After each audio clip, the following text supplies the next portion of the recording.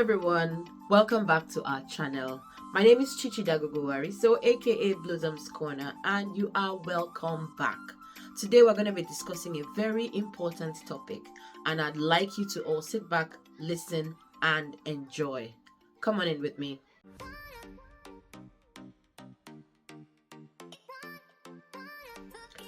As parents, we all want our kids to trust us with their thoughts, their feelings, and their struggles. But sometimes we unintentionally create an environment where they feel unheard, they feel judged, and they're also afraid to share. So in today's video, I'm going to be talking to you on how to become a parent that your child feels safe talking to, so that they can open up to you without fear. And if this sounds like something you need, be sure to hit that like button and subscribe for more parenting tips.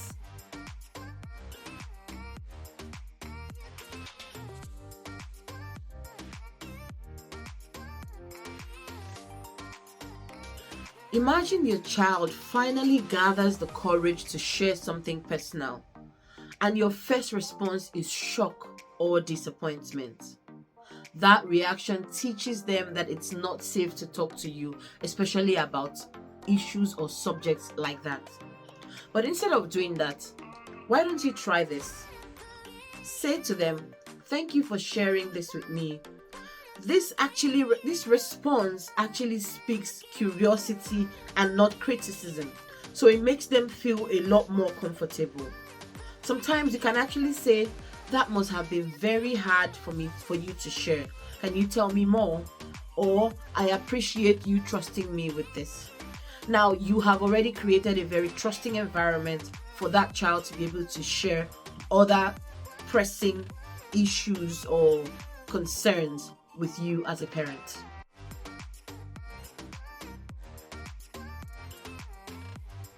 Sometimes we're eager to fix the problem, so much so that we forget to listen. But here's the truth. Kids always don't want a solution. Sometimes they just want to feel heard. So as a parent, I would advise you to use active listening. Use eye contact and nod and say, "That sounds tough. What do you think you do?" Or repeat back what they say to you. And then say, "So you're feeling nervous about this because you're not that." Let me give you an example. Say your child comes to you and says, "Oh, mommy, I'm actually worried about the test I have on Monday. I don't think I've studied enough." And you could actually say to them, "So you're actually feeling nervous because of the test, about the test because you feel you haven't studied enough." Now you're validating their feelings. You're making them understand that I heard exactly what you said and I understand how you feel.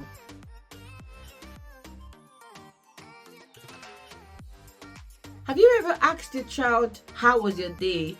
and you get a nothing, or "fine," or "I don't know," or "I don't know"? I know that can feel very, very painful and hurtful. But instead, try casual moments where they naturally feel like opening up. You can actually try moments such as car rides, bedtime, cooking together, daily doing activities together. When you're in the car, it actually is a very relaxed and no pressured conversation. Or when it's like almost bedtime, they are actually very relaxed at that time as well. And maybe you could decide to play a game together, cook, or even take a walk. That's when you can actually spring up those kinds of conversations. Do you want your child to be honest with you? Then show them that mistakes are okay. When you apologize, you actually model emotional safety. I know that so many parents find it very difficult to apologize to their children.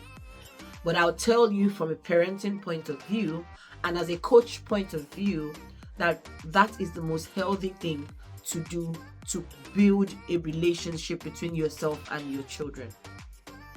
You should actually learn to, maybe your child did something wrong and you raised your voice and you shouted at the child and you know that he or she is feeling bad. We should actually learn as parents to say, "I'm sorry, I shouldn't have raised my voice at you. If you want us to talk about it, let's talk." now that child would begin to see you in a very different light. And also, you can also say, I was wrong and I appreciate you helping me see that. Because as parents, we need to learn to reflect on our actions with our children. Sometimes they can push us over the bar, but we should learn to recall our actions with our children, take an inventory of what we've done with them, how we've spoken to them, and admit when we actually do something wrong. So parents, finally, building trust takes time, but every small step matters. Which of these tips will you try first? Drop a comment below and I'd love to hear from you. If you found this helpful, please don't forget to hit the like button, subscribe, and grab my parent-child connection guide in the description. Thank you everyone. Bye!